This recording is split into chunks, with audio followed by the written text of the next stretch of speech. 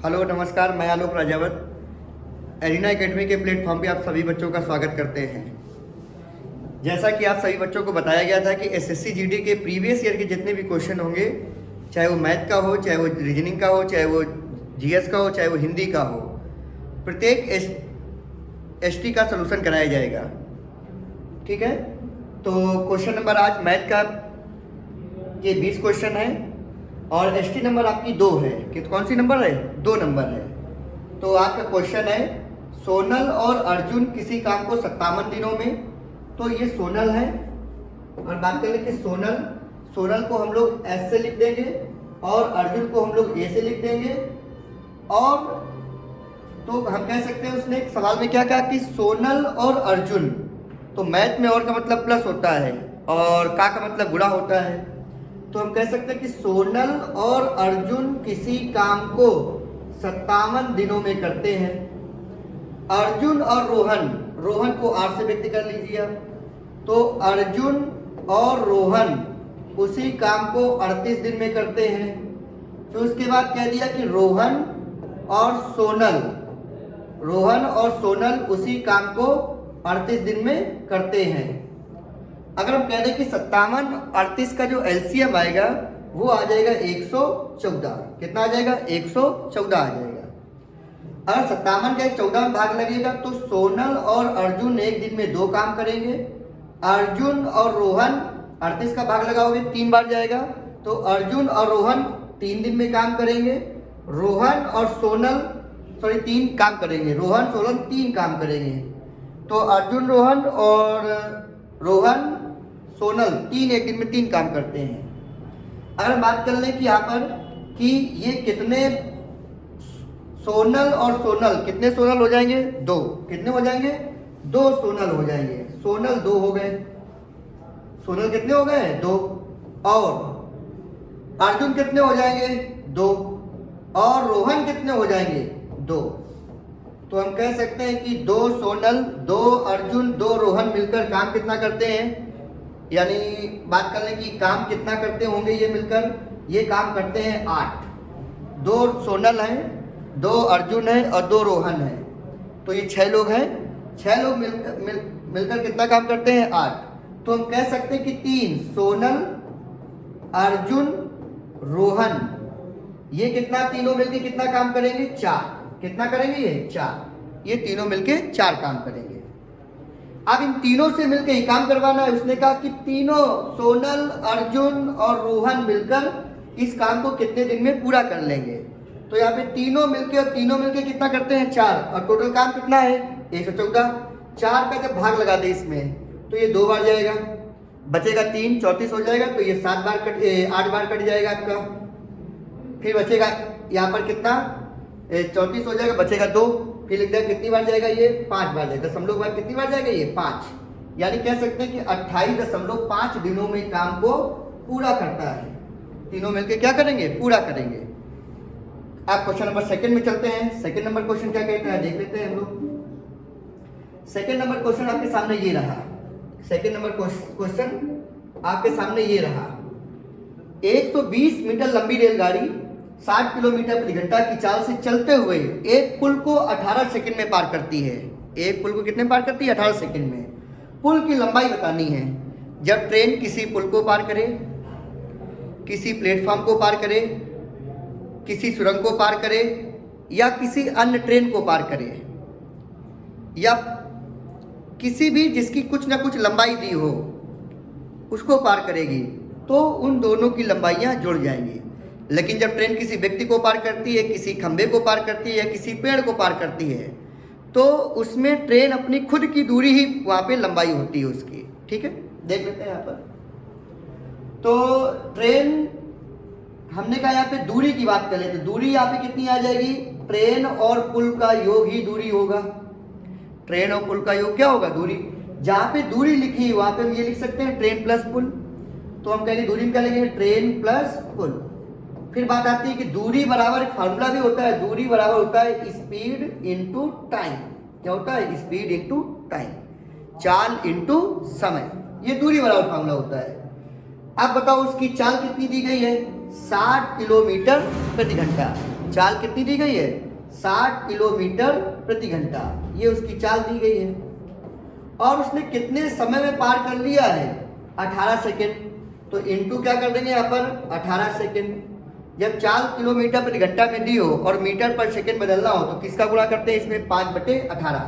तो हम इसी में किसका गुणा कर देंगे? हम यहाँ पे गुणा कर देंगे इसमें 5/18, ये गुणा कर दिया। अब जब 18 से इसको जब काटेंगे हम यहाँ पर, तो 18 से अगर काट लें यहाँ पे तो ये कितना? इसको 18 से 18 ये कट जाएगा आपका।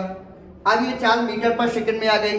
अब ये मीटर पर सेकेंड में जब कटेगा तो ये चाल किस में आ गई? मीटर पर सेकेंड में कट के आ जाएगी, और सेकेंड से सेकेंड कट गया होगा, तो इन दोनों का मल्टीपल कितना आ जाएगा? यानी कह सकते हैं ट्रेन और प्लेटफॉर्म का योग कितना आ जाएगा? 300। कितना आ गया? 300। इसमें ट्रेन कितनी लंबी है? 120। ट्रेन कितनी लंबी है? 120 मीटर लंबी है। तो प्लेटफॉर्म कितना हो जाएगा? 180। कितना हो जाएगा ये? 180। तो प्लेटफॉर्म की लंबाई इसमें कितनी आ जाएगी? 180। ठीक है, अगले क्वेश्चन की ओर चलते हैं हम लोग।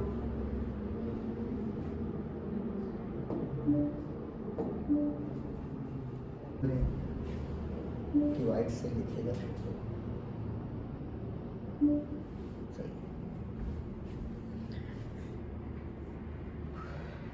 क्वेश्चन नंबर 3, एक व्यक्ति की आय 95,000 रुपये और उसका व्यय 75,000 रुपये, यदि उसकी आय में 18% और व्यय में 12% की वृद्धि होती है तो उसकी बचत में कितने % की वृद्धि होगी? तो देखिए इसकी इनकम दी है, मतलब आय, और ये उसका क्या दिया है? खर्चा दिया है। ये उसका क्या दिया है? खर्चा दिया है। तो देखिए इनमें अगर 12% और 18% करेंगे टाइम लग जाएगा, इसलिए इनका अनुपात बना लो, 0 से 0 कट जाएंगे। तो हम ये ऐसे भी कह सकते हैं यहाँ पर उस व्यक्ति की इनकम कितनी है यहाँ पर? 95, और उस व्यक्ति का खर्चा कितना है यहाँ पर? 75। अभी भी दोनों कट जाएंगे 5 से, तो हम कह सकते हैं ये 19 बार कटा और ये कितनी बार कटा? 15। यानी कह सकते हैं एक व्यक्ति ने 19 रुपए की आय है उसकी, और उसका खर्चा कितना है? 15। तो हम कह सकते हैं 15 उसका खर्चा है, और 4 बचत की बात करें, बचत कितनी होगी? 4। ये अनुपात में सब ये, और उसकी जो इनकम हो जाएगी, इनकम कितनी हो जाएगी उसकी? 19। कितनी हो जाएगी? 19। अब उसने कहा कि उसकी आय में 18% की वृद्धि, तो आय इनकम है ये हमारी क्या है? इनकम 18% की वृद्धि, तो इनकम में 18 का मल्टीपल कर देंगे, ये इनकम है। और उसने कहा कि बचत में, व्यय में 12% की वृद्धि, तो व्यय कितना है यहाँ पर? 12, तो इंटू 12 कर देंगे, अब प्लस बचत कितने %? तो x मान लेंगे, कितने % आ जाएगी? तो यहाँ पर हम कह सकते हैं कि 12 इंटू जब 15 करेंगे तो कितना आ जाएगा? 180, प्लस के ये आ जाएगा 4x% बराबर, जब इधर मल्टीपल कर देंगे तो 18 इंटू जब 19 करेंगे, तो 18 इंटू जब 19 करेंगे तो यहाँ पर आ जाएगा हमारे पास 2, 162 होता है 34, तो ये आ गया 342। कितना आ जाएगा ये? 342। अब जब 180 जाके उधर घटेगा, क्योंकि ये वैल्यू इधर से जाके क्या हो जाएगी? ये माइनस की हो जाएगी, 180। क्या हो जाएगी? 180। अब इसको हम घटा सकते हैं, ये बचेगा 2। अगर आप ऐसे घटाओ, ये कितना आएगा? 14 में कितना आ जाएगा? 6, 162। तो ये आ जाएगी 4x बराबर, आगे x% किसके बराबर है? 162। 4 से अगर इसको काट देंगे तो ये कटा 4, और अगली बार भाग पर कितना आ जाएगा? 0, और क्या लगा देंगे? 4 पंचे 20। कितना आ जाएगा? 4 पंचे 20। तो कितना इसका आंसर आ जाएगा? 40.5%। इसका आंसर कितना आ जाएगा? 40.5%। इसका ये आंसर आ जाएगा। अगला क्वेश्चन नंबर 4 आपके सामने है। एक कपड़े की दुकान ने शर्ट पर 30% की छूट की घोषणा की। रिवान ने छूट में 810 रुपए बचाना चाहता है। ऐसा करने के लिए उसे कितनी शर्टें खरीदनी चाहिए? यानी प्रत्येक शर्ट का जो अंकित मूल्य है वो कितना है? 540 रुपए। यानी शर्ट की बात कर लें, जो हम शर्ट की बात करेंगे, शर्ट की जो एमआरपी का मतलब क्या होता है? अंकित मूल्य। अंकित मूल्य कितना दिया है? 540। कितना दिया है? 540 दिया है। और इसमें डिस्काउंट कितने % का है? 30। कितने % का इसमें? 30। तो हम कहें 540 का 30% निकाल लें। 540 कितना निकाल लें? 30% अगर निकाल लेंगे तो ये हमारे पास आ जाएगा, इनका 54 इंटू 3 करें कितना आ जाएगा? 162 रुपए। कितने रुपए आ जाएंगे? 162 रुपए। यानी एक शर्ट पर उसका कितना पैसा बच रहा है, 162। और रुपए हमें कितने बचाने हैं, 500 रुपए बचाने हैं 810। कितने बचाने हैं, 810। तो हम कह सकते हैं कि 810 में हम क्या 162 का डिवाइड कर देंगे, तो ये कितनी बार में काट देगा, 5 बार में। कितनी बार काटेगा, ये 5 बार में काट देगा इसको। तो कितनी शर्टें खरीदेगा वो, 5। कितनी खरीदेगा वो, 5।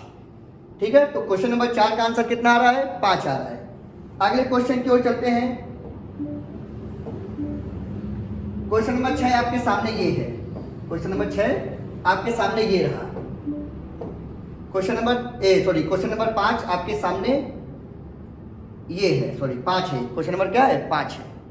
कह रहा है एक दुकानदार 12% लाभ पर सामान बेचता है और वास्तविक वजन में 15% कम का उपयोग में लाता है। उसका कुल लाभ परसेंट बताएं दशमलव के 2 अंक तक। कितने अंक बताना है, 2 अंक तक। तो इस सवाल के बेसिक करने के कई तरीके हैं, तो आप पहले बेसिक कर लें। देखिए एक बात और समझें, जब दुकानदार वजन की बात आ जाए तो हमेशा आप 1 किलो में बात करेंगे। कितने में बात करेंगे, 1 किलो में। और 1 किलो की बात कर लें तो यहाँ पे बात हम कितनी करेंगे, 1 केजी। और 1 केजी कितने ग्राम के बराबर होता है, 1000 ग्राम। किसके बराबर होगा ये, 1000 ग्राम। 1 किलो में 1000 ग्राम होते हैं। और हम कह सकते हैं कि यहाँ पर सवाल में कि 1 ग्राम की कीमत हम कितनी मान लेंगे, यहाँ पर 1 रुपये। कितनी मानेंगे यहाँ पर, 1 रुपये। 1 ग्राम कीमत यहाँ पर 1 रुपये मानेंगे। कितनी मानेंगे हम, 1 रुपये। अगर 1 ग्राम कीमत 1 रुपये मानेंगे तो हम कह सकते हैं यहाँ पर 1000 ग्राम की कीमत जो होगी वो कितने रुपए हो जाएगी, 1000 रुपये। कितनी हो जाएगी वो, 1000 रुपये हो जाएगी। अब सीपी और एसपी की थोड़ी बात कर लो। अपने आप को दुकानदार मानिए। क्या मानिए, दुकानदार। आप कोई वस्तु कहीं से खरीद के लाओगे, क्योंकि दुकानदार कहीं ना कहीं से कोई वस्तु खरीद के लाता है। अगर आप वस्तु खरीद के लाएंगे तो सीपी कहिए, जब आप इसको बेचेंगे तो क्या कहेंगे आप, एसपी कहेंगे। क्या कहेंगे इसको, एसपी कहेंगे। तो आपने कोई वस्तु खरीदी, सीपी कहिए। आप किसी को बेच दिए तो उसको क्या बोलेंगे, एसपी कहेंगे। जब भी आपके लाभ हानि के सवाल बने तो अपने आप को दुकानदार मानना। जब खरीदोगे तो सीपी, बेचोगे तो एसपी कहा जाएगा। तो देखिए आपने 1000 ग्राम कितने खरीद के लाए हैं, 1000 रुपये में। और आप इस पे कितने लाभ पर बेचना चाहते हैं, 12%। तो 1000 का 12% जब निकालोगे, 1000 का जब 12% हम निकालेंगे यहाँ पर 12%, तो ये करके कितना आ जाएगा बताओ, 120 रुपये। यानी हम कह सकते हैं कि 120 रुपये लाभ पे बेचना है। 1000 रुपये की चीज है, 1000 में अगर 120 रुपये हम जोड़ दें तो कितने में बेचना है ये, 1120 रुपये में। कितने में बेचना है ये, 1120 रुपये में। लेकिन कह रहा है कि वजन, वास्तविक वजन से कितना कम कर रहा है वो, 15%।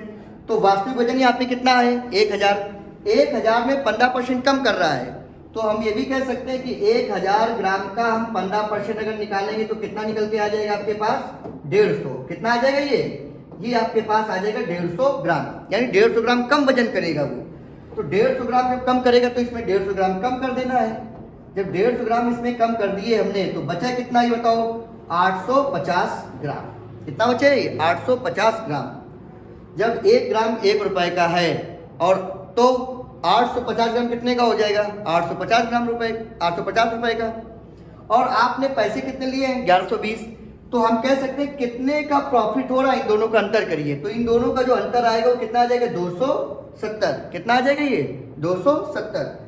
ये हमारा प्रॉफिट आया, ये हमारा क्या है, प्रॉफिट। और एक होता है लाभ परसेंट। क्या होता है, लाभ परसेंट की बात कर लें तो लाभ परसेंट होता है प्रॉफिट बटे सीपी इंटू 100, ये होता है। पर यहाँ पे बात देखिए, जितनी वस्तु दुकान से बिकेगी उस पर तो लाभ देखोगे आप। तो हमें लाभ कितने का हुआ है यहाँ पर, 270। कितने का हुआ है, 270। किस पे लाभ हुआ है, 850 रुपए पर। तो बटे कितना आ जाएगा, 850 और इंटू 100, ये कर लेंगे। तो हम कह सकते हैं कि 0 से 0 कट जाएगा। और हम कह सकते हैं 5 से काट लें, ये 5 से कटेगा तो ये कितनी बार में कटेगा, ये 17 बार में। कितनी बार कटेगा, 17 बार में। और ये कितना आ जाएगा, 2। अब जब इनका गुणा करेंगे, जब हम कह सकते हैं कि जब इन दोनों का जब गुणा कर देंगे तो ये आ जाएगा हमारे पास 540। कितना आ जाएगा ये, 540। तो ये हमारे पास आ गया 540 और बटे कितना है ये 17। अब जब इसको जब हम काटेंगे तो ये 3 बार जाएगा। ये कितनी बार जाएगा? 3 बार। ये पहली बार कट गया। ऑप्शन पे भी नजर रखें क्योंकि एसटी दे रहा है, आप ये पेपर है तो ये सारे ऑप्शन आपके कट जाएंगे। ठीक है, तो केवल कौन सा आंसर सही आ जाएगा इससे? 31.76। अगर आपको इसको पूरा काटना है 51, 30 बचा होगा तो 0.51 है तो यहाँ पे कितना बचा होगा? 3, 30 हो जाएगा। फिर 17 एकम 17 यहाँ पे बचेगा, फिर उसका दशमलव लग जाएगा। अब इसके बाद आप काट सकते हो। तो ऑप्शन इसके आपके सभी है तो यहाँ पे 31 दशमलव के बाद जो भी है उसका आंसर, तो यहाँ पे कितना आ गया? ये 31.76। तो इसका केवल एक ही विकल्प है, तो इसका आंसर कितना आएगा? 31.76। आप चाहो तो इसके आगे भी भाग लगा के आप देख सकते हो, पर जब एसटी देना है तो हमें आंसर पे सबसे पहले आंसर पे भी नजर रहे आपकी, क्योंकि आगे आप करोगे टाइम भी आपका जाएगा। इसलिए जैसे 3 आया और किसी ऑप्शन में 3 नहीं है तो आप उसको वही टिक करें और आगे निकल जाएं। अगले क्वेश्चन की ओर चलते हैं। क्वेश्चन नंबर 5 आपके सामने ये है आज का क्वेश्चन नंबर 6। आज क्वेश्चन नंबर 6 आपके सामने ये है। क्या कर रहा है कि 10 meter into 10 meter into 5 meter की विमाओं वाले कमरे में रखे जा सकने वाले सबसे लंबे खंभे की लंबाई क्या होगी? ये मेंसुरेशन के 3D का सवाल है ये। तो एसएससी जीडी में मेंसुरेशन के सवाल जरूर आते हैं। तो जब भी आपसे कमरे की बात कर रहा है, किसकी बात कर रहा है? एक कमरे की बात कर रहा है। तो देख ले जरा, एक कमरे की उसने बात की है। किसकी बात की उसने? एक कमरे की उसने बात की है। तो देखिए जरा यहाँ पर एक कमरे की बात की है, 3D का सवाल है ये। तो इस प्रकार का एक कमरा बना होगा, ये इस प्रकार का, ये आप ऐसे जोड़ सकते हो। ये कमरा बना होगा और इस कमरे में जो रखना है, ये रखना है तो इसके यहां तक जाएगी, मतलब एक कॉर्नर से, कमरे के एक कॉर्नर के नीचे से सबसे बड़ा जो यहाँ पे रखा है खंबे की लंबाई क्या होगी? एक कमरे के एक कॉर्नर के नीचे से ऊपर वाले विपरीत में कॉर्नर तक जाना है, वो सबसे बड़े लंबे खंबे की लंबाई होगी। आपने देखा किताब में सवाल लिखा होता है कि बांस की लंबाई क्या होगी, सबसे बड़े बांस की लंबाई क्या होगी। तो जब ये सबसे बड़ा खंबा इसमें रख सकते हैं, ये सबसे बड़ा खंबा, और इसका जो खंबे की लंबाई होती है वो होती है √L² B² और H²। ठीक है, इसको आप डायरेक्ट ऐसे कर सकते हैं। तो यहां से हम कह सकते हैं कि जो खंबे की लंबाई निकल के आएगी, हम किसकी बात कर रहे हैं यहाँ पर? खंबे की जो लंबाई निकल के आएगी, तो खंबे की लंबाई √L का मान कितना है, यानी ये लंबाई, चौड़ाई, ऊंचाई। तो यहाँ पे जो लंबाई दी गई वो कितनी दी गई है? 10 मीटर। चौड़ाई जो दी गई वो कितनी दी गई है? 10 मीटर। और जो ऊंचाई दी गई वो कितनी दी गई है? 5 मीटर। कितनी दी गई वो? 5 मीटर। तो ये बात यहाँ पे रख दें। तो 10 का स्क्वायर प्लस का 10 का स्क्वायर प्लस का 5 का स्क्वायर, तो ये अंडर रूट में क्या आ जाएगा आपका? ये आ जाएगा 100 प्लस का 100 और 5 का स्क्वायर कितना होगा? 25। तो ये आ गया 25। अगर आप इनको जोड़ेंगे तो ये कितना आ जाएगा आपके पास? 225। और इसकी इकाई क्या है? मीटर। तो ये मीटर में आएगा। और ये 225 का जब वर्गमूल निकालेंगे, वर्गमूल निकालेंगे तो कितना आ जाएगा? 15 मीटर। तो हम कह सकते हैं जो सबसे बड़े बांस रखा जा सकता है या खंबे की लंबाई है वो कितना आंसर आ जाएगा इसका? 15 मीटर। तो क्वेश्चन नंबर 6 का आंसर कितना है? कौन सा ऑप्शन सही होगा? 4। कौन सही होगा इसका? 4। चलिए अगले क्वेश्चन की ओर चलते हैं हम लोग। अगला क्वेश्चन आपके सामने ये रहा, क्वेश्चन नंबर 7। क्वेश्चन नंबर 7 ये लासा मासा से है। किस टॉपिक से है? एलसीएम और एचसीएफ से है। कह रहा है कि उन संख्याओं का गुणनफल ज्ञात कीजिए जिनके मासा और लासा और मासा क्रमशः क्या दिए हैं? 8 और 40। क्या दिए हैं? 8 और 40। तो एक चीज जरा यहाँ पे गौर करने वाली बात है, यहाँ पर गौर से देख लें। यहाँ पर अगर हम कह लें कि एक बेसिक समझ लें, यहाँ पे एक चीज देख लें। अगर हम पहली संख्या को यहाँ पर 12 मान लें, क्या मान लें यहाँ पर? 12। दूसरी संख्या को यहाँ पर हम कितना मान लें? 16। अगर हम इनका एलसीएम निकाल लें, तो एलसीएम कितना इसका निकल के आ जाएगा 48। कितना आ जाएगा इसका 48।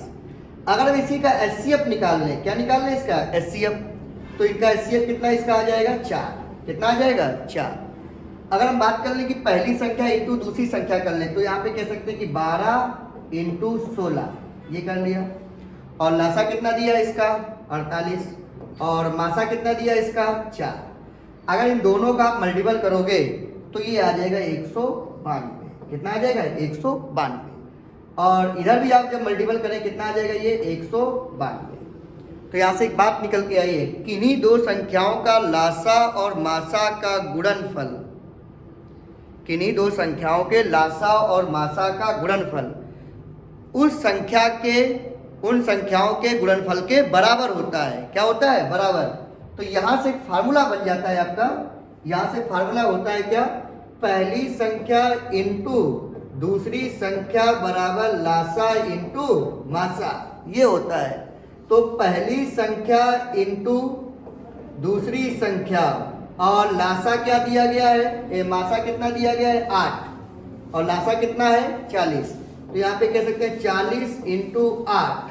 तो पहली संख्या इंटू दूसरी संख्या जो निकल के आ जाएगी वो हमारी आ जाएगी 320। कितनी आ जाएगी ये 320।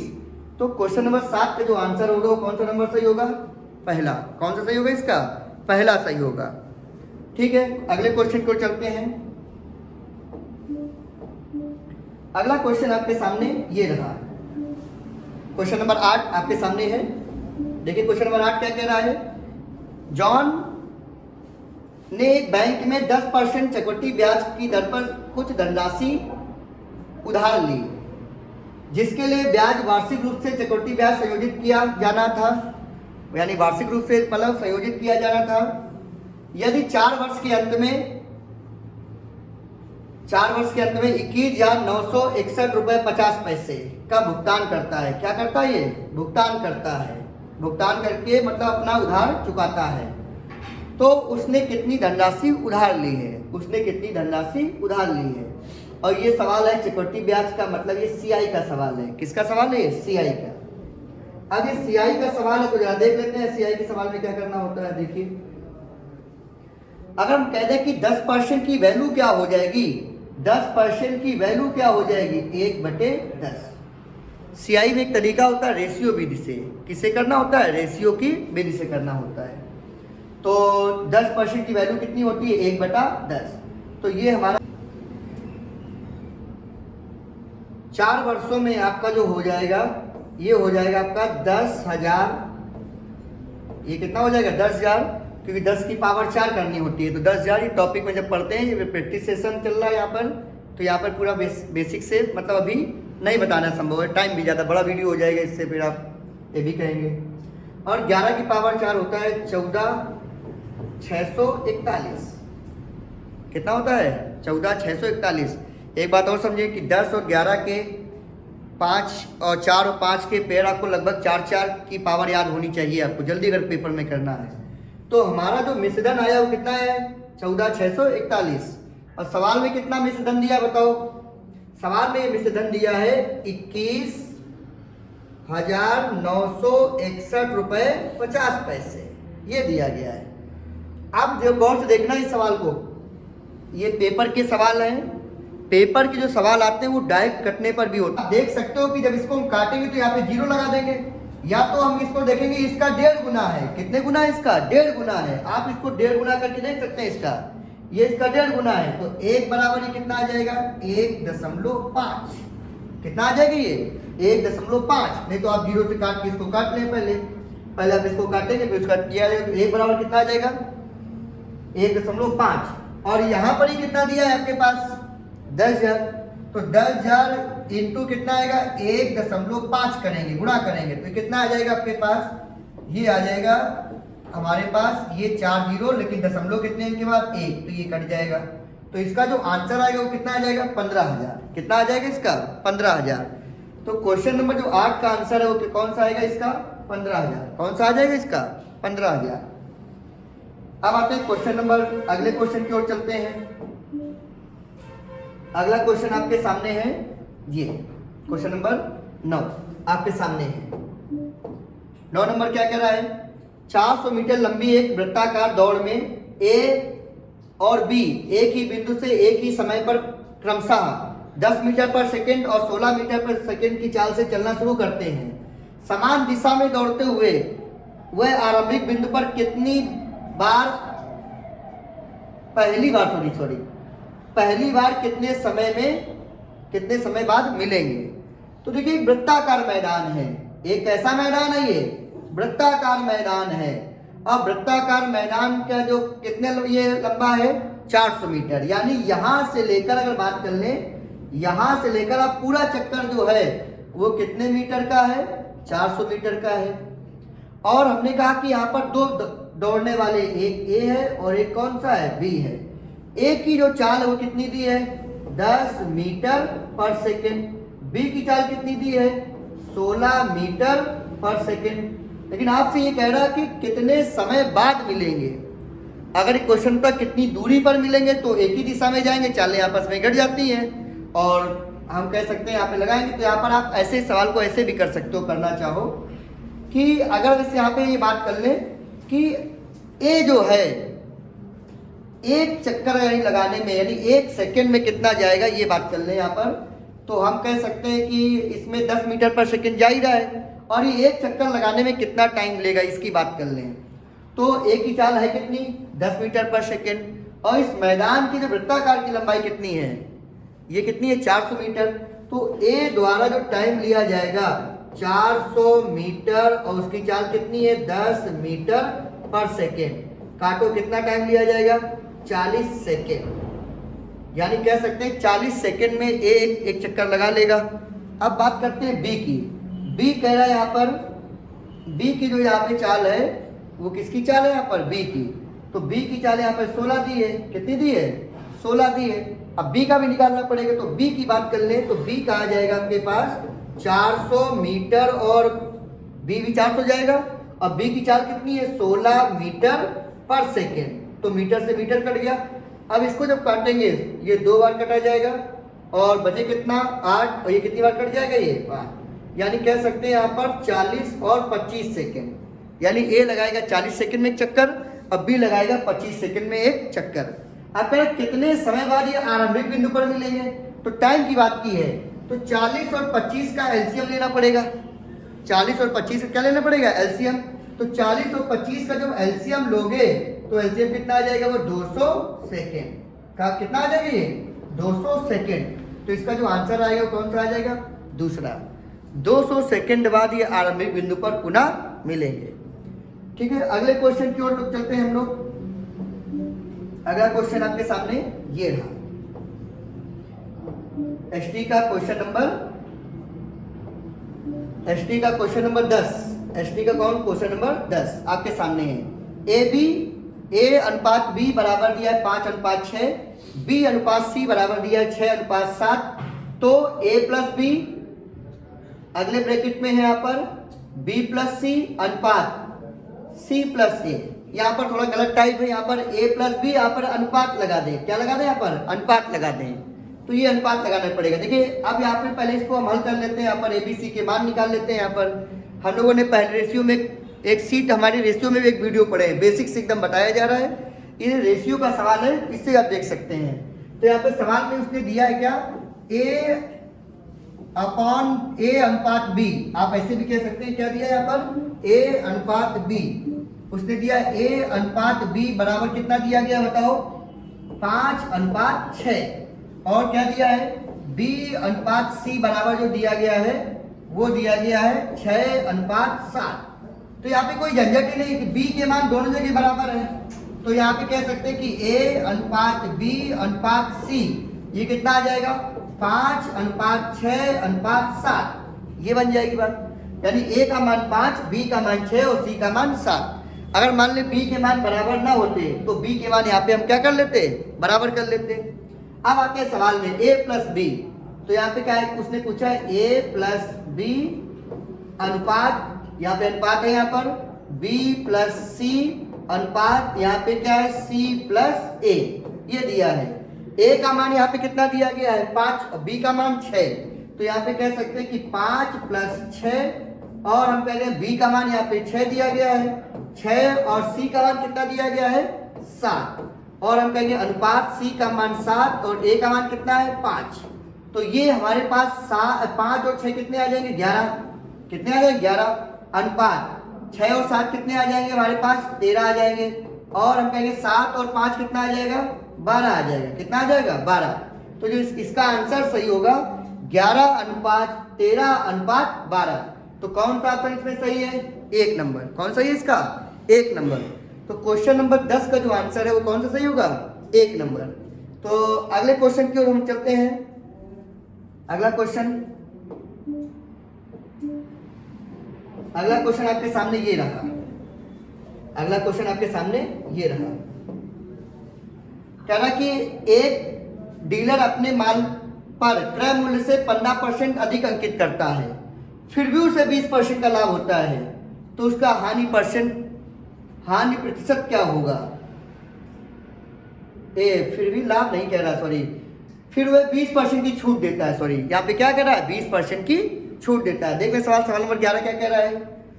एक दुकानदार अपने माल पर क्रय मूल्य से 15% अधिक अंकित करता है, फिर वह उस माल पर 20% की छूट देता है, उसका हानि प्रतिशत क्या होगा। इस सवाल करने का देखिए तरीका होता है, फार्मूले लाभ हानि में हम पढ़ेंगे आगे, क्योंकि हमें एसटी देनी है, जल्दी सवाल करने हैं, बेसिक्स करेंगे टाइम लगे। जब भी आपसे सीपी और एमआरपी की बात कर ले तो सीपी और एमआरपी की अगर बात कर ली जाए, सीपी और एमआरपी, तो यहाँ पे होता है 100% माइनस डिस्काउंट परसेंट और यहाँ पे होता है 100% और प्लस का यानी कह सकते हैं कि छूट, यानी हम कह सकते हैं प्रॉफिट परसेंट, यानी प्रॉफिट यानी ज्यादा अंकित कर रहा है यहाँ पर। तो यहाँ पे कर लेते हैं, यहाँ पे तो कितने परसेंट छूट दे रहा है 20, तो हम लिख सकते हैं 100 माइनस के 20, परसेंट दोनों में है, मान लें ये भी परसेंट है और ये भी क्या है परसेंट है। और यहाँ पे क्या कर लेंगे 100% और प्लस का 15, तो ये आ जाएगा 15। तो ये हमारे पास कितना आ जाएगा 120 और ये हमारा कितना है, ये माइनस को यहाँ पे ये सॉरी ये घटेगा, ये क्या होगा घटेगा, ये माइनस होता है यहाँ पर, क्या होता है ये माइनस होता है यहाँ पर। तो हम कह सकते हैं कि 100 में से 20%, 100% 20 गए, कितना बचेगा यहाँ पर 80, कितना बचेंगे ये 80 और 115 जुड़ेगा तो कितना बचेगा हमारे पास ये बताओ 115%। तो 15 से 15% से परसेंट कट जाएगा और इसको किससे काट सकते हैं हम लोग 5 से काट दें, तो ये कितना आ जाएगा 16 और ये 16 आ गया और ये कट कितना आ जाएगा हमारे पास 2 और ये कितना आ जाएगा 2 बार 1 तो 3 बार कटेगा, कितनी बार कटेगा ये 3 बार। तो 16 अनुपात कितना आ गया 23 आ गया, 16 अनुपात 23 आ गया। अब आपसे कह रहा है कि उसकी क्या करनी है,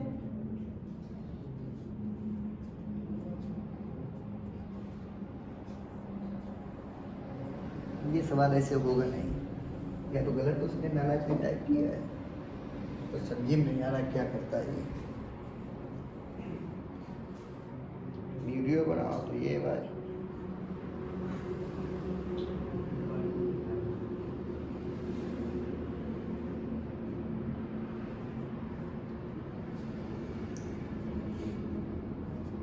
कौन सा क्वेश्चन है ये 11 भेज दे उन्हें फोटो खींच के ताकि उनको दिखे। तो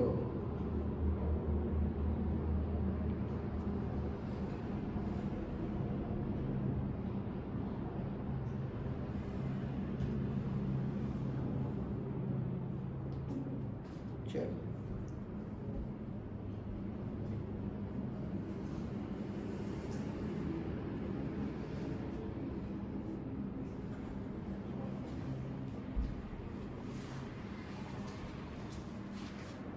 तो सवाल थोड़ी भाषा बदलनी पड़ेगी इसी को हल करने में। भाषा देखिए अगला क्वेश्चन नंबर 11, एक डीलर अपने माल पर क्रय मूल्य से 15% अधिक अंकित करता है। क्या करता है ये 15% अधिक अंकित करता है, फिर भी उसे और उस पर 20% की छूट देता है, उस वस्तु पर हानि परसेंट क्या होगी। तो देखिए इस सवाल को आप ऐसे कर सकते हैं, सीपी और सीपी अपने आप में कितने परसेंट है, यहाँ पे हम क्या करते हैं एसपी, और यहाँ पे हम क्या कहते हैं एमआरपी। क्या कहते हैं यहाँ पर एमआरपी। सीपी 100% मानिए, और कितने परसेंट ज्यादा अंकित करना है 15, तो एमआरपी कितनी हो जाएगी 115%। कितनी हो जाएगी 115। डिस्काउंट हमेशा किस पे होता है एमआरपी पे, तो एमआरपी पे डिस्काउंट देना है तो हम कहेंगे 115 पे, किस पे 115 पे कितने का डिस्काउंट देना है 20, तो 20 का डिस्काउंट दे दीजिए। जब डिस्काउंट दोगे 0 से 0 कट जाएगा और इनका मल्टीपल कर दे तो ये आ जाएगा हमारे पास 230, और 0 से 0 कट जाएगा ये वाला, तो कितने की छूट देंगे यहाँ पर 23 की। कितने की छूट देंगे 23। तो छूट यहाँ पे जो होगी वो छूट कितनी होगी यहाँ पर 23, तो हम कह देंगे 115 में 23 घटाइए, 115 में क्या घटाना है 23 घटाना है, तो बचेगा कितना इस बात की बात कर लें। अगर हम 115 में 23 घटाएंगे तो क्या बचेगा ये आपको बताना पड़ेगा यहाँ पर। तो अब कितना बचेगा यहाँ पर 92। कितना बचेगा ये 92। 100 की चीज आपने 92 में बेची है, कितने बेची है 92 में, तो कितने का लॉस हो रहा है 8, और सीपी कितनी है 100 और इंटू 100, तो कितने परसेंट निकल के आ जाएगा 8%। तो कितने परसेंट किस में हानि हुई इसको 8% की हानि। कितने परसेंट हानि होगी इसमें 8% की इसको हानि होगी। ठीक है, अगले क्वेश्चन की ओर चलते हैं।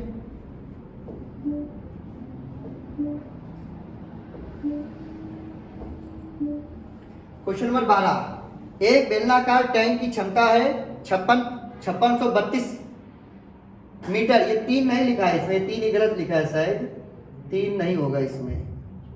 हाँ 5600, यहाँ पे एक चीज यहाँ पर है, ये थोड़ा सा मीटर क्यूब लिखा है, ये पावर 3 में है यहाँ, घन मीटर में। किसमें है ये घन मीटर में है।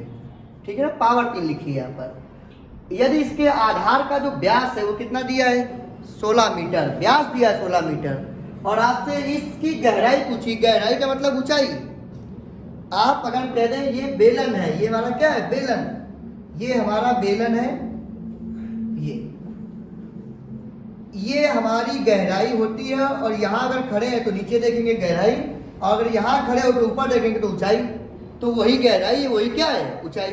तो इसको हम h से व्यक्त करेंगे। किससे करेंगे h, और यहाँ से यहाँ तक व्यास होता है, यानी व्यास यहाँ से यहाँ तक होता है, सर्किल का व्यास है और 2 त्रिज्या के बराबर होता है, तो d बराबर कितना है 2r, और d का मान कितना दिया है 16, तो 16 बराबर कितना आ जाएगा 2r, तो r का मान कितना निकल के आ जाएगा यहाँ से 8, त्रिज्या इसकी कितनी आ जाएगी 8। और इसके टैंक की क्षमता मतलब उसका आयतन, क्या होता है उसका आयतन, तो हम कह सकते हैं कि आयतन का जो फार्मूला होता है, अगर उसके आयतन की बात कर लें, क्षमता की बात कर लें, और बेलन है, तो इसका जो होगा फार्मूला वो होता है आधार का क्षेत्रफल इंटू ऊंचाई। आधार कैसा है वृत्ताकार, तो वृत्त क्या एरिया होता है पाई r स्क्वायर और इंटू h, ये होता है, या इसी को बोलते हैं बेलन का आयतन बराबर पाई r स्क्वायर h। तो यहाँ पर पाई का मान कितना होता है 22/7, कितना होगा 7। अगर पाई में आंसर दिए होते तो पाई ना तोड़ते, अगर नहीं दिया तो ज्यादातर ये लिखेंगे 22/7, और त्रिज्या कितनी आई इसकी 8, तो 2 बार लिखनी पड़ेगी 8 इंटू 8, 8 इंटू 8। और इसकी ऊंचाई बतानी है हमें, क्या बतानी है इसकी ऊंचाई, और ये जो दिया है ये किसके बराबर दिया है हमारे पास 5632 मीटर क्यूब, ये दिया गया है। अब इसको आप ऐसे हल कर सकते हो, अगर पहले इसको काट लें 11 से काटें, 11 दूनी 22, ये काटेंगे 11 से तो 5 बार, 1 बार जाएगा, फिर 1 बचा होगा तो 1 बार जाएगा, फिर 2 बार जाएगा। फिर हम कहें इसको 8 से काट दें, कितना आ जाएगा ये 64। फिर हम इसको 8 से काट दें, कितना आ जाएगा ये 8। फिर हम कहें 2 से काट दें, कितना बचेगा ये 4, कितना बचेगा ये 4, तो यहाँ पे 4 बचा है, कितना बचा है 4। तो हम ये कह सकते हैं कि यहाँ तो कुछ बचा ही नहीं, तो यहाँ पे क्या बचा है h/7 ये बचा हुआ है, और ये किसके बराबर है 4 के बराबर, तो h बराबर कितना आ जाएगा 28, कितना आ जाएगा 28, क्योंकि यहाँ पे मीटर है और यहाँ पे मीटर, तो ये पावर भी इसकी कट गई होगी, तो यहाँ पर केवल मीटर बचे, क्या बचेगा मीटर, तो यहाँ पे 28 मीटर। तो इस बेलन की जो गहराई या ऊंचाई, इसी गहराई कहिए या इसको क्या बोलिए ऊंचाई कहिए, वो कितनी आ जाएगी, 28 मीटर। तो क्वेश्चन नंबर 12 का आंसर कौन सा सही होगा, पहला। कौन सा सही होगा, इसका पहला सही होगा। अगले क्वेश्चन की ओर चलते हैं। अगला क्वेश्चन आपके सामने ये रहा, क्वेश्चन नंबर 13। ये अंग्रेजी में टाइप है, ये टाइपर भी मेरा मतलब कि बताओ अंग्रेजी में टाइप करके आ गया।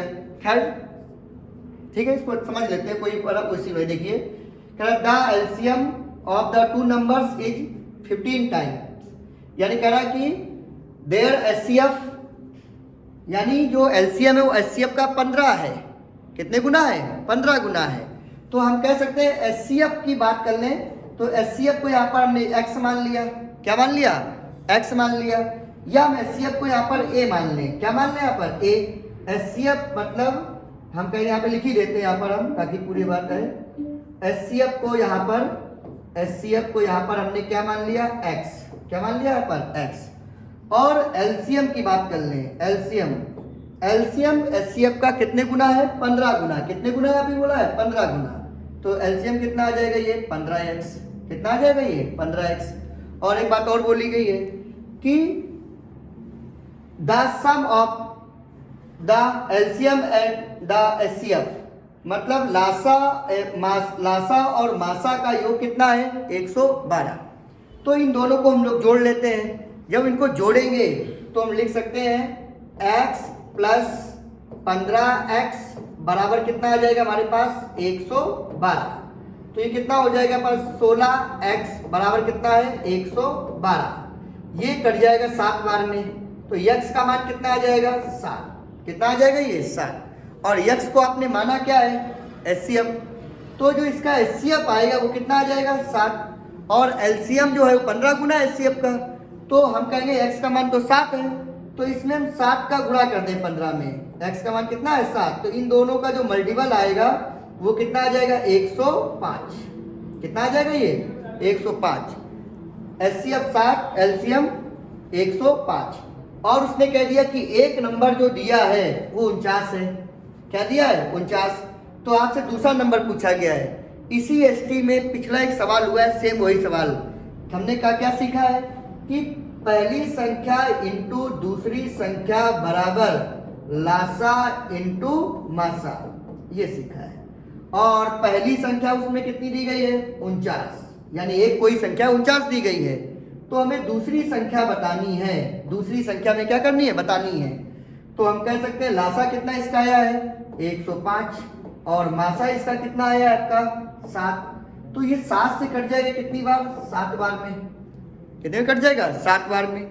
और ये कट जाएगा हमारा 15 बार में। कितने में कट जाएगा, ये 15। तो जो दूसरी संख्या जो आई है वो कितनी आई है, 15 आई है। इसके और भी तरीके करने के हैं, पर एसटी में हम लोग कर रहे हैं। और ये जीडी के बैच के लिए एसटी है मतलब। तो इसका जो आंसर आएगा वो कितना आ जाएगा, 15। ताकि वो तरीके बताए जाएंगे तो पहले पढ़ाए जाएंगे, उसके बाद ही समझ में आएंगे। तो इसका आंसर कितना आएगा, 15। अगले क्वेश्चन की ओर चलते हैं हम लोग।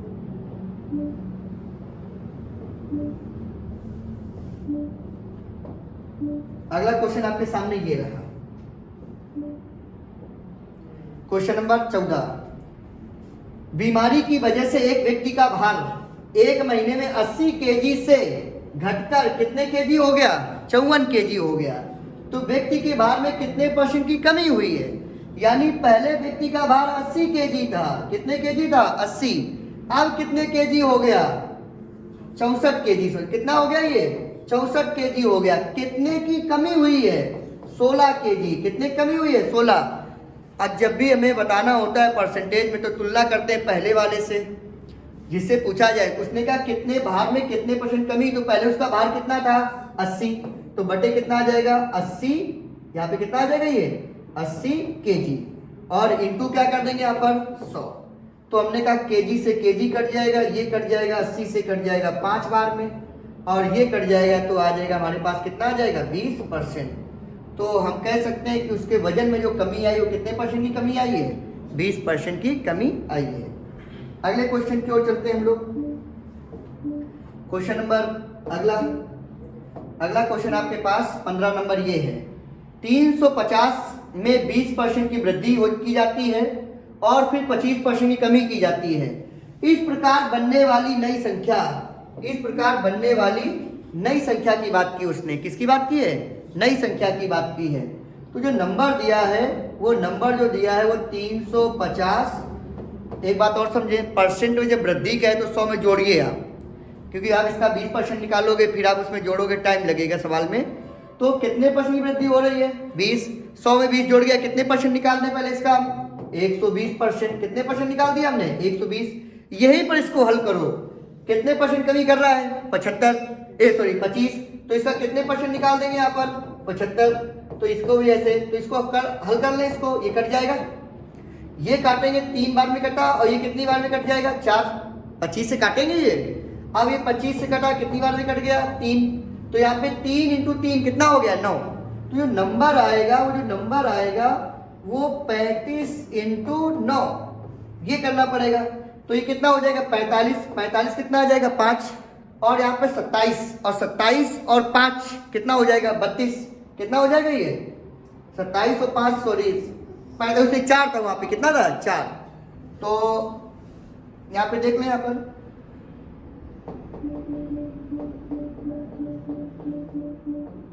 देख लें इसको।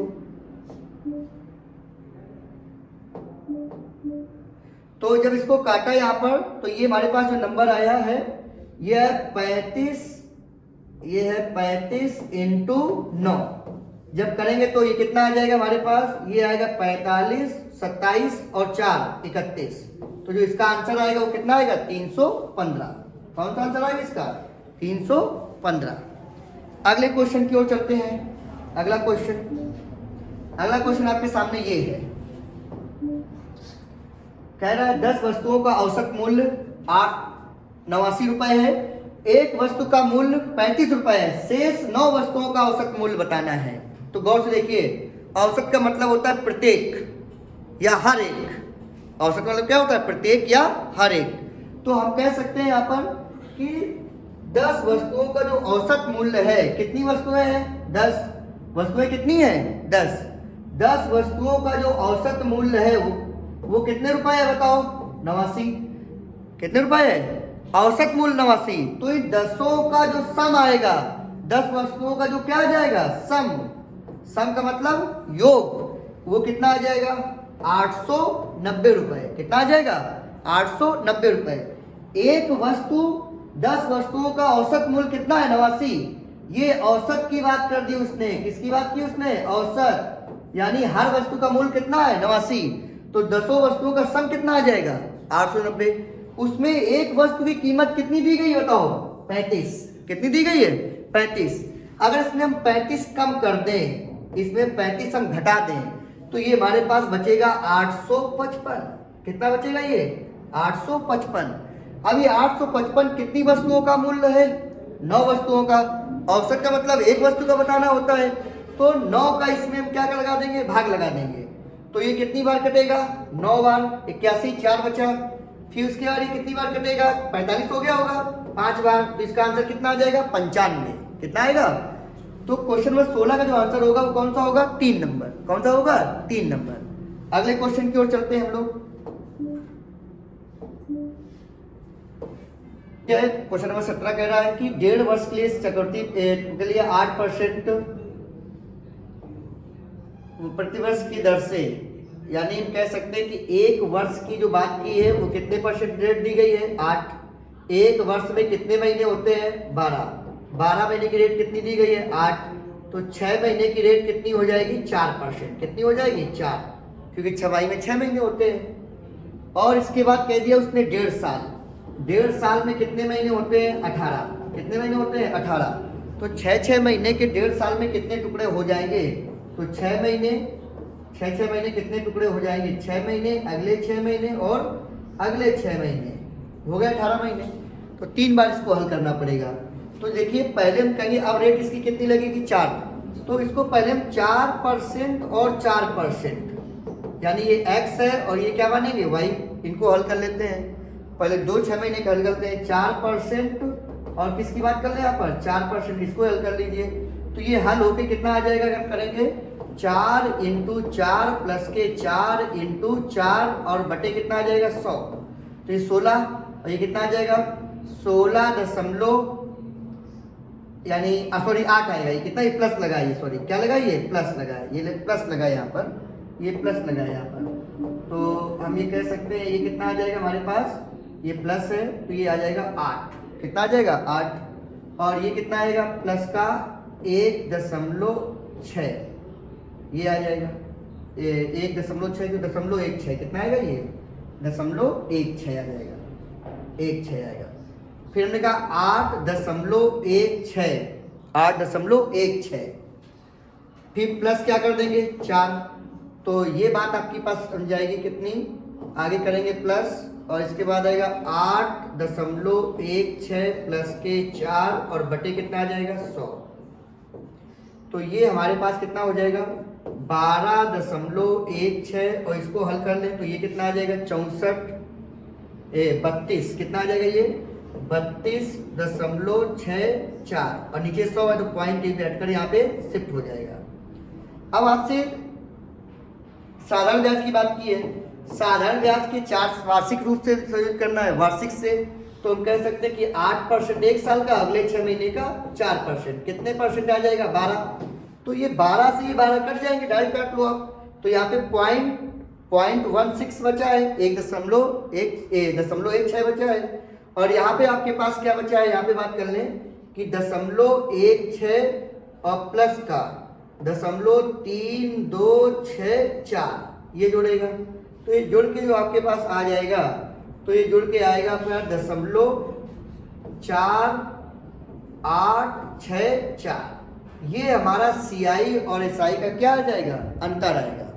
और सवाल में इसका अंतर कितना दिया है 228, कितना दिया है 228। तो हम कह सकते हैं कि 1 बराबर कितना आ जाएगा, अगर हम बात कर लें कि 1% बराबर कितना आ जाएगा तो हम कह सकते हैं कि 228 और बटे कितना आएगा 0.4864। पॉइंट हटाकर ऊपर कितने जीरो बढ़ा सकते हैं बताओ हम 4, तो पॉइंट हट जाएगा। अब जब इसको काटेंगे तो जब इसको हम काटेंगे तो ये कट के कितना आ जाएगा हमारे पास, ये कट के आ जाएगा हमारे पास 46।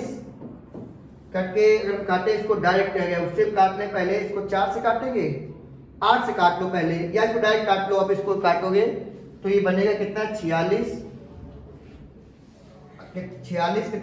यहाँ पर कितना आ रहा था 46.25 हाँ 46 कितना आ जाएगा 46.75 कितना आ जाएगा ये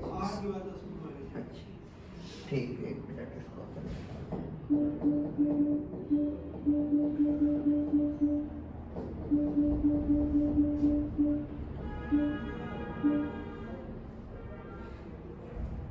तो जब इसको हम काटेंगे तो इसका जो आएगा 1 बराबर, जब इसको हम काटेंगे तो पॉइंट हटाकर आप यहाँ पर 0 बढ़ सकते हैं यहाँ पर ऐसे, तो 1 बराबर आ जाएगा आपका 46.875। ये आप काट भी सकते हो, पहले 8 से काट ले फिर आप इसे काट ले। तो यहाँ से 100 बराबर जो निकल के आएगा वो 100 बराबर निकल के आ जाएगा 46.875। आपसे क्या पूछी गई है धनराशि, तो धनराशि इसकी कितनी आ जाएगी 46,875 ये आ जाएगी। एक तो ये करने का तरीका है, बाकी हमने और भी तरीके इसके कर सकते हैं, ये बेसिक तरीका है इसका। तो इसको पहले आप इसको लिख सही, सवाल नंबर कौन सा था ये 17 कौन सही होगा इसका 4 नंबर, कौन सही होगा 4। देखिए अगला क्वेश्चन आपके सामने ये है, क्वेश्चन नंबर 18 आपके सामने ये है 7, 5 और 13 के चौथा अनुपात, 7 और 13 के तीसरे अनुपात के बीच का अनुपात बताना है। तो तृतीय अनुपाती में हम लोगों ने पढ़ा है कि 7, 5, 3 और इसको क्या मान लें हम x, क्या माने इसको या a मान लें, इसको हम क्या मान लें a मान लें, इसको जब a मान लें यहाँ पर a, तो जब भी आपसे तृतीय अनुपाती मध्य अनुपाती अगर ये करें तो इनके फार्मूले भी होते हैं डायरेक्ट। अगर फार्मूले आप नहीं याद किए हैं तो इसका एक तरीका होता है कि आप इसको एक तरीका याद कर लें, उससे सभी के आंसर आ जाएंगे डायरेक्ट। पर फार्मूले आपको डायरेक्ट याद होने चाहिए, जल्दी करना है पेपर में। तो यहाँ पे हम कह सकते हैं कि पहले दो का अनुपात, तो इन दोनों का अनुपात बनाना है, तो 7/5 अनुपात लिखा होता है, बराबर आखिरी के दो का अनुपात, तो यहाँ पे कितना होगा 3/1, क्रॉस मल्टीपल कर देंगे तो ये कितना आ जाएगा बताओ 7a, और 7a किसके बराबर आ जाएगा 15, तो a बराबर कितना आ जाएगा 15/15 कितना आ जाएगा ये 7, ये कितना आ जाएगा 15/7, ये 15 लिखा है, ये a बराबर आ जाएगा आपका 15/7, कितना आ जाएगा ये 15/7। अब दूसरे की ओर आते हैं, इसमें इसका पूछा है तीसरा, मतलब तृतीय अनुपाती पूछा गया है, तो आप इसी फार्मूले से कर सकते हो, करना चाहो क्या है ये 7, 13 और तृतीय अनुपाती क्या मान लें यहाँ पर b, तो पहले दो का रेशियो 7/13 बराबर 13/b करेंगे तो कितना आ जाएगा 7b बराबर 169, तो b बराबर कितना आ जाएगा 169/7, ये आ जाएगा 169/7।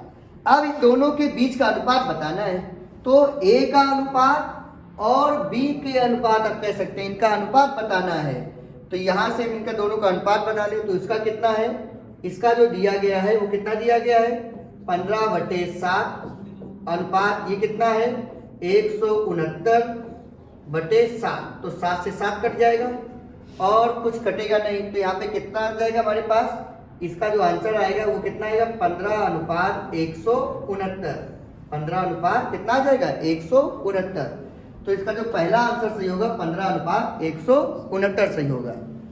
अगले क्वेश्चन की ओर चलते हैं, अगला क्वेश्चन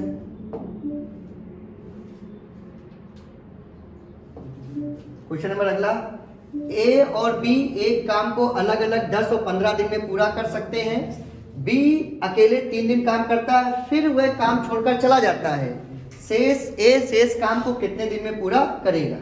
तो देख लेते हैं, एक ए और बी, किसकी बात की उसने ए और बी, तो यहाँ पे देख लेते हैं इसको ए और बी, तो देखिए जरा ए की बात कर लें, किसकी बात कर रहे हैं यहाँ पर ए की बात कर लें, ए करता है कितने दिन में, ए करता है 10 दिन में, और बी करता है कितने दिन में, बी करता है 15 दिन में, तो 10 और 15 का जो लासा आएगा वो कितना लासा आ जाएगा 30, तो ए एक दिन में कितना करेगा 3, भाग लगा दोगे, बी कितना करेगा एक दिन में 2, फिर उसने कह दिया कि बी अकेले 3 दिन, अकेले बोला यहाँ पर, ये सब अकेले बोला, बी अकेले 3 दिन काम करता है, बी एक दिन में करता कितना है 2, तो 3 दिन में कितना अकेले किया होगा, बी की कैपेसिटी यानी बी किसी काम एक दिन में 2 करता है, तो 3 दिन में उसने कितना कर लिया होगा 6 काम, तो 30 में से 6 काम हो चुका है, तो काम कितना बचा हमारे पास 24।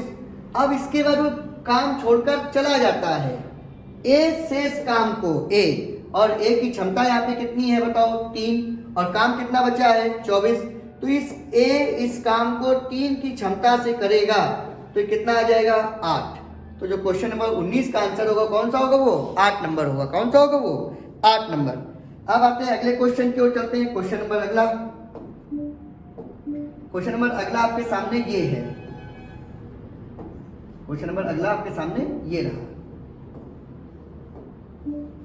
ठीक है, क्वेश्चन नंबर अगला आपके सामने ये है, क्या करा है 20 नंबर क्वेश्चन है, 20 नंबर क्या है क्वेश्चन, एक बस स्टेशन पी से स्टेशन क्यू तक 70 किलोमीटर प्रति घंटा की औसत चाल से, स्टेशन क्यू से स्टेशन पी तक 90 किलोमीटर प्रति घंटा की औसत चाल से जाती है, पूरी यात्रा के दौरान बस की औसत चाल कितनी है। पिछली एसटी में भी ये सवाल था, औसत से एक सवाल आता ही है, रेशियो से एक सवाल आता ही है, लाभ हानि से सवाल आते ही है, तो औसत चाल यहाँ पे करने के कई तरीके हैं, पर हम लोग सीधे फार्मूले से कर लेंगे, जब क्यों उतना टाइम वो करेंगे। फार्मूला इसका होता है 2xy/x + y, ये औसत चाल का फार्मूला होता है। तो यहाँ पे हम क्या लिख देंगे 2 × 70 और × 90 और कितना हो जाएगा नीचे 70 + 90, तो यहाँ से आ जाएगा हमारे पास 2 × 70 × 90 और नीचे जोड़ लेंगे, नीचे जब जोड़ेंगे कितना आ जाएगा 160, तो हम कह सकते हैं कि 0 से 0 कट जाएगा, और हमारे पास 0 से 0 हमने काट दिया यहाँ पर। अब इनका मल्टीप्लाई कर लेंगे, इसके बाद में करना है, इसको काट लें, कितना बचेगा ये 8, कितना बचा ये 8, अब हम इसको 7 × 9 करेंगे तो ये हमारे पास आ जाएगा 63, 0 7 में लगा है तो 0 कितना हो जाएगा 630। तो ये आएगा हमारे पास 630/8। अब जब इसको काटेंगे तो ये 7 बार जाएगा। कितनी बार जाएगा ये 7 बार। 8 7 56 7 बार जाएगा। तो ये दो ऑप्शन तो पहले ही अपने कट हो जाएंगे, इनसे कोई मतलब ही नहीं है। अब बचे हमारे पास दो ऑप्शन, इस पे थोड़ा देखना है। तो 56 है तो बचा कितना यहाँ पर हमारे पास, अगर 56 बार में कट गया तो बचा हमारे पास 7 बचा है। अगर 7 बचा है तो यहाँ पे 0 लगा तो कितना हो जाएगा वो 70। कितना हो जाएगा वो 70। तो क्या ये 8 बार कट जाएगा? तो कितनी बार कटा ये 8 बार 64। फिर आप दशमलव भी लगा सकते हैं। तो जब ये 64 तो 6 बचा दशमलव लग गया तो फिर ये कितनी बार कट जाएगा 7 बार। कितनी बार कटेगा ये 7 बार। तो कौन सा आंसर सही होगा आपका नंबर का? दूसरा 78.75 किलोमीटर प्रति घंटा। तो ये आज के क्वेश्चन का ये अंतिम सवाल था।